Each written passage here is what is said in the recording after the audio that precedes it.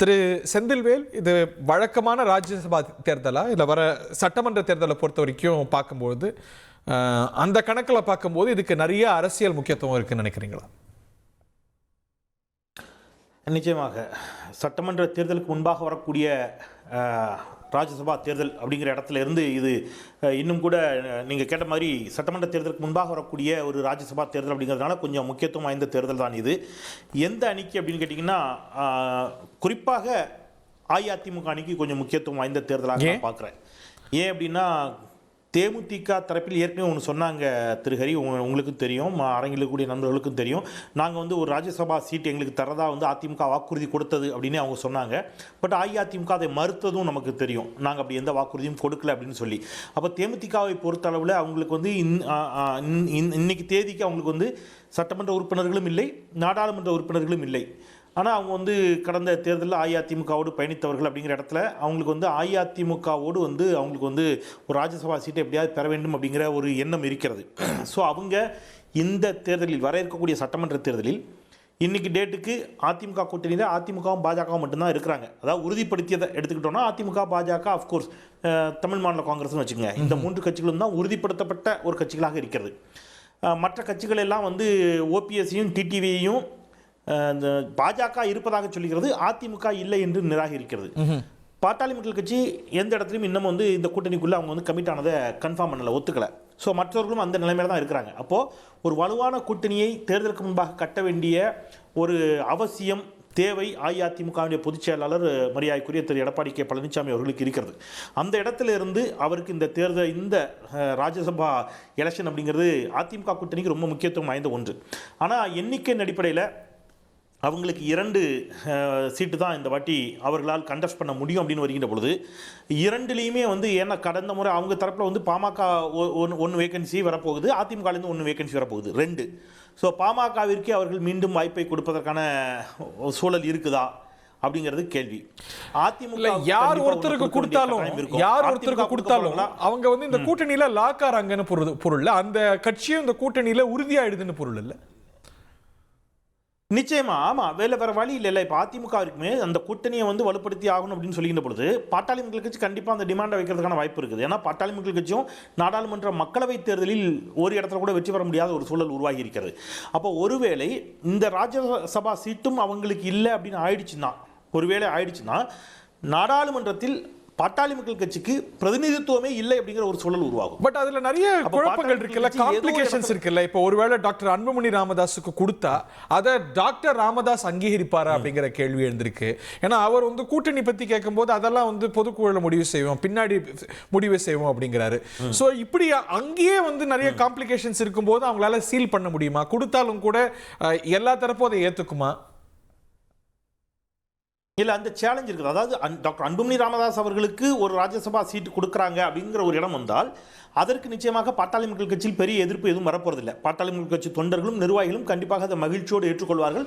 Of course மருத்துவர் ராமதாஸ் அவர்களுமே அதற்கு பெரிய அளவில் எதிர்ப்பு தெரிவிக்க மாட்டார். ஆனால் நீங்கள் கேட்ட இன்னொரு கேள்வி ரொம்ப வேலிடான கொஸ்டின்.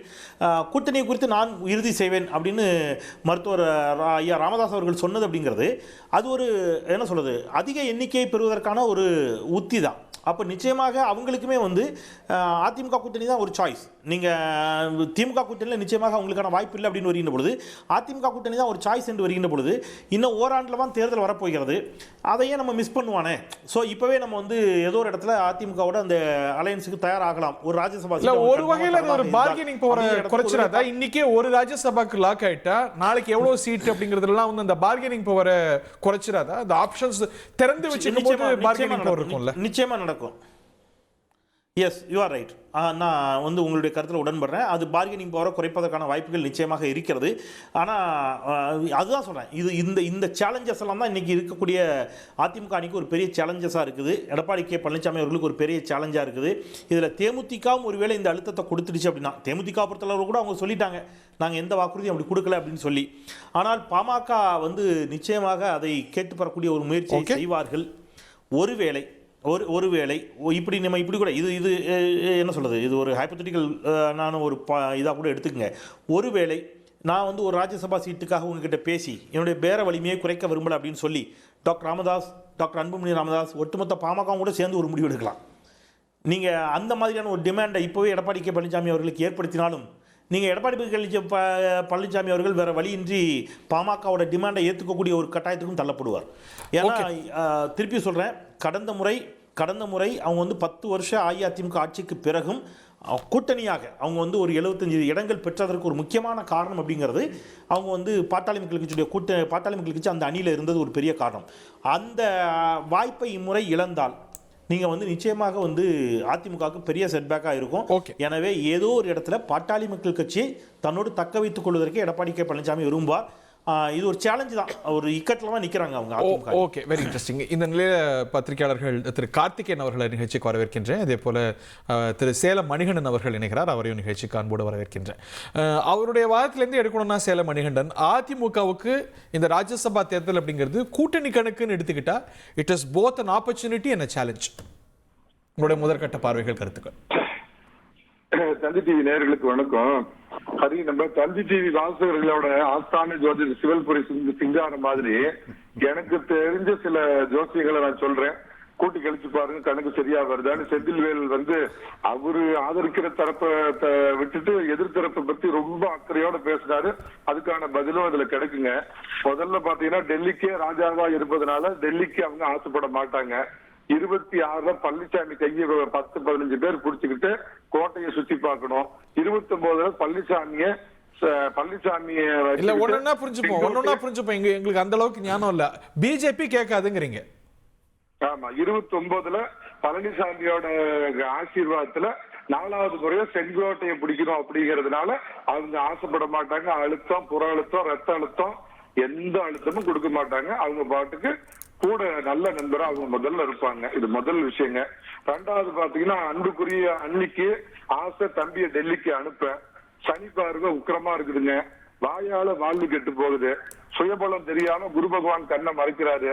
டெல்லிக்கு போக வாய்ப்பு ரொம்ப ரொம்ப கம்மி என்ற போதிலும் பழனியில இருக்கிற சாமிக்கு அடுத்த 9 நாளைக்கு பயபக்தியோட பாலாபிஷேகம் செய்தா ஒருவேளை வாய்ப்பு கிடைக்கலாம்.